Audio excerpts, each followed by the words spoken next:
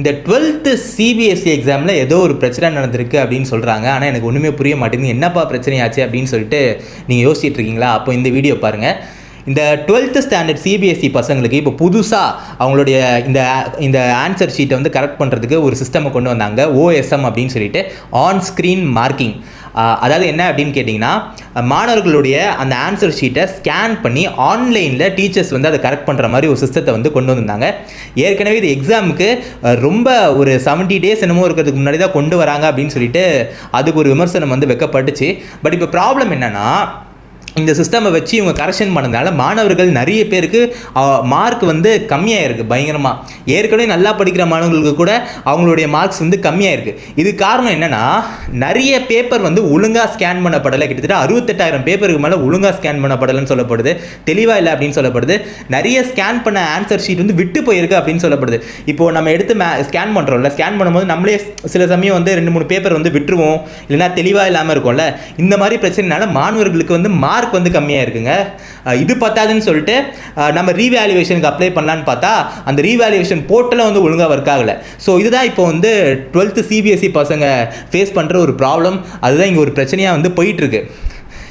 இதுக்கு வந்து கவர்மெண்ட் தாண்டி அவங்க டெண்டர் கொடுத்த ஒரு கம்பெனியும் வந்து மெயினாக வந்து நம்ம சொல்லி ஆகணுங்க.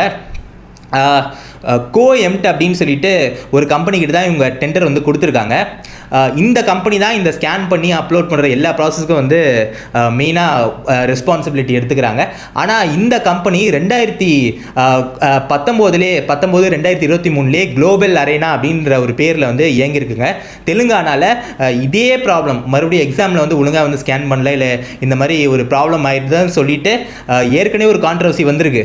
அது தெரிஞ்சும் கவர்மெண்ட் இருந்துக்கிட்டு மறுபடியும் இந்த கோஎம்ட் அப்படின்ற வெறும் பேரை மாற்றின கம்பெனிக்கிட்ட வந்து கொடுத்துருக்காங்க.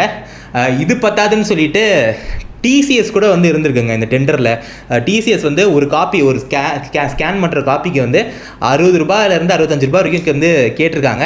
ஆனால் நம்ம கவர்மெண்ட் இருந்துக்கிட்டு இல்லை சீப்பாக இருந்தால் தான் பெஸ்ட் அப்படின்னு சொல்லிட்டு வழக்கம் போல் இவங்க வெறும் இந்த கோஎம்ட் அப்படின்ற கம்பெனி 30 ரூபாய்க்கு ஒரு காப்பிக்கு வராங்க அப்படின்றதுக்காக வந்து கொடுத்துட்டாங்க. சில ரூல்ஸையும் வந்து ஈஸி பண்ணதாக வந்து சொல்லப்படுது.